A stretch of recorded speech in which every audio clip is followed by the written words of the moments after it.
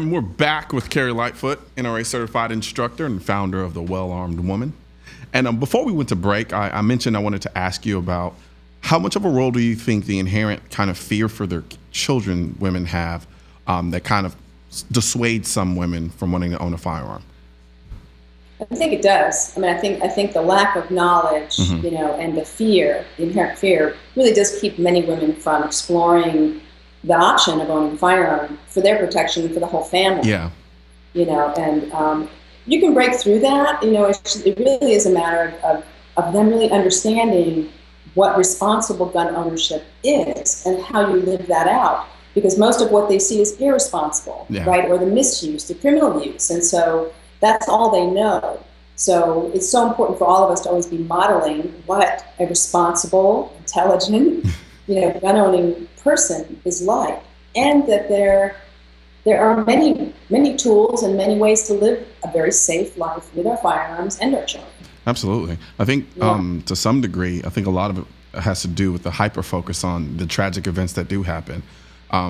They happen very rarely, so that when they do, it's almost shocking, and your mind almost kind of is forced to gravitate to that every single time.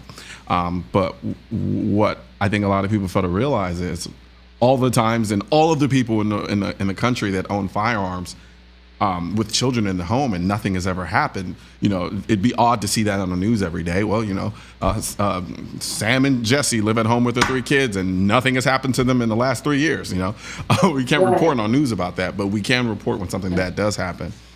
And unfortunately, the anti-gunners use the emotional impact of those events to help usher women and people away from guns. Absolutely. So Absolutely. it's a tough battle to counter that. And it's easier for them to do it too in a lot of ways, because like I said before, in terms of what I said, in terms of, you're only going to get the reports when something bad happens. So they can capitalize on that and, like you said, exploit the fears that come with that as a result. Because when you're talking about a mother, I mean, I know how I am with just smaller kids in my family, and I'm overbearingly overprotective. So I can only imagine a mother responding to something like that and then kind of evoking that emotional response. Now, how did you get into firearms? Let's talk about your background with firearms and how you got to where you are now. Well, I was born and raised in New York, and guns were not a part of my world at all. Really? As a young person, as a young woman, it just wasn't part of my context. But I was later. I was a single mom, and I had 4 children, and my youngest son was getting ready to go to college. So all of a sudden there was that thinking of like, oh, I'm going to be alone. What am I going to do? I'm going to be alone now. And then I also started working with the homeless. And so through my work, it took me to a tougher part of town.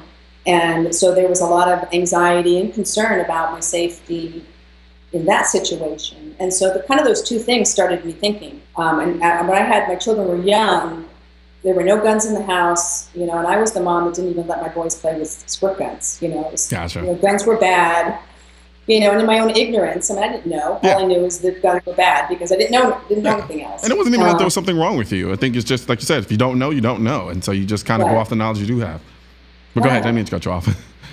No, it's fine. And so, it was that kind of reality of that I felt vulnerable for the first time. And I had never really felt that way before, but kind of that moment in my life when I was like, wait a minute, what would I do? And I remember watching a news story, of an ex-wife, and the ex-husband had killed the ex-wife. And I was like, what? Those kinds of things are happening all the time. And what would I do if that were me? And I realized I was totally ill-prepared. I had no clue what I would do. And I lived in a rural town. Calling 911 isn't, that's not going to do anything for me. So, it was like, what, I need to take responsibility, and I need to figure out what would I do. So then I went through that whole process of what are my options. And fortunately, I had some friends that were gun owners and offered to take me shooting because I asked. And, once I understood how they worked and how to safely operate it and how to safely store it and all of those things, it's just the way life is now. And I'm seeing a lot of women kind of pass through a similar journey that I did.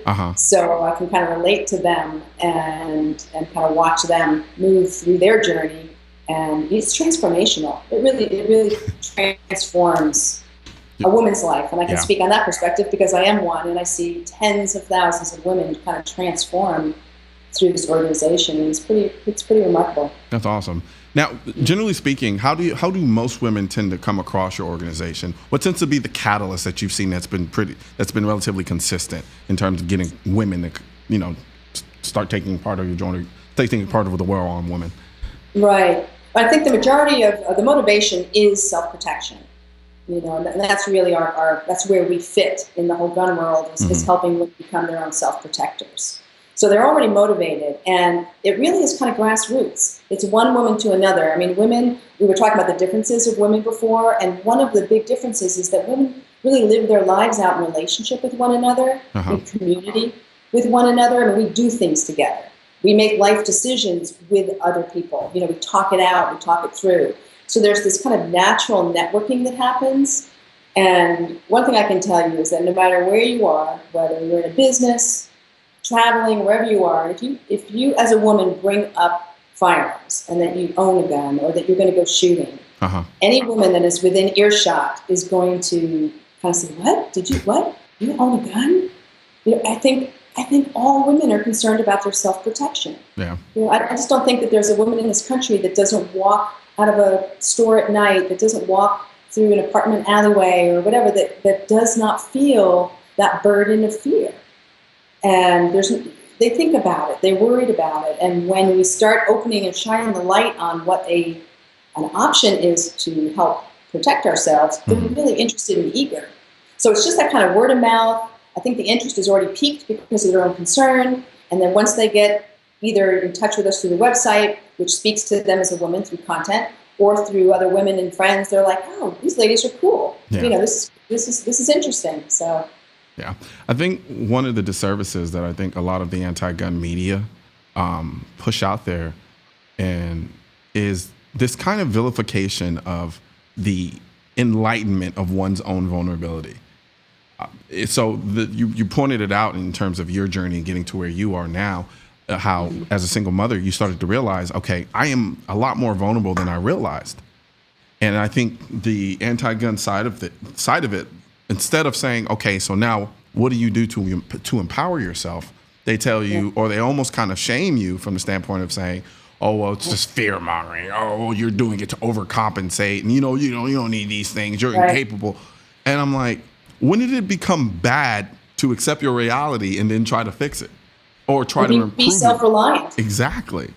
And a lot of the women's anti-gun movement, their messaging is that we're too weak, we're too emotional, we're going to get hurt with it. You don't want a gun because you're going to get hurt with it.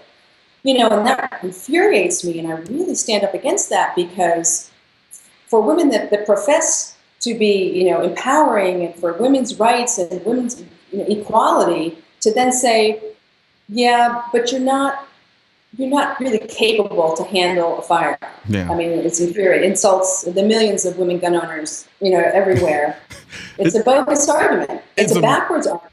It's amazing to me because it's like, I know we men can be a bit misogynistic within the gun community, but then you listen to the message of the anti-gunners and it's dripping in misogyny. So it's odd how, but then while they're carrying the mantle of women's equality, and it's such hypocrisy. It is, and if anything, I think it's a beautiful deception in many ways. I think they're very fully cognizant of exactly what they're doing. Oh, I do too. Yeah, and it's kind of scary actually, because you're putting a lot of women in a very, very bad position.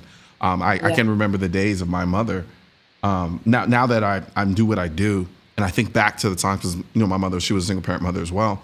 I can think back to the times I remember, when it was really during the winter months. Her having to go downstairs. I was too young to do anything at this point, but she'd have to go outstairs, de-ice her car, all by herself in the middle, we're talking 5, 6 o'clock in the morning.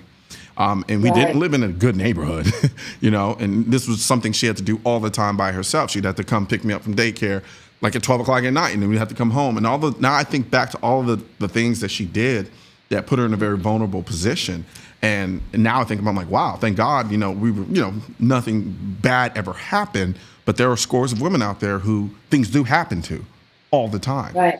And these And we're moments. vulnerable all the time. Exactly. You know, and I think one of the things is helping people help pull their heads out of the sand too. Yeah. Some of the realities, you know, and in pulling your head out of the sand doesn't make you paranoid. Yeah. You know, it makes you aware and enlightened, and then able to make decisions on how you're going to prepare to take care of yourself. Yeah. And so to say that a woman can't do that, whether it's for physical reasons, the physical reasons are more the reasons to have it. I mean, that makes the argument for firearm. Yeah. Because of the inequality of a man and a woman, you know, physically. Yep. So it's a really bogus argument, but because it is intentional. They're very cognizant of what they're doing. And there's this kind of masterful manipulation of women's emotions. You know, how can you say you want to protect your children and bring in a, you know, death machine into your home? And, you know. Yeah, and if you don't have the knowledge, yeah.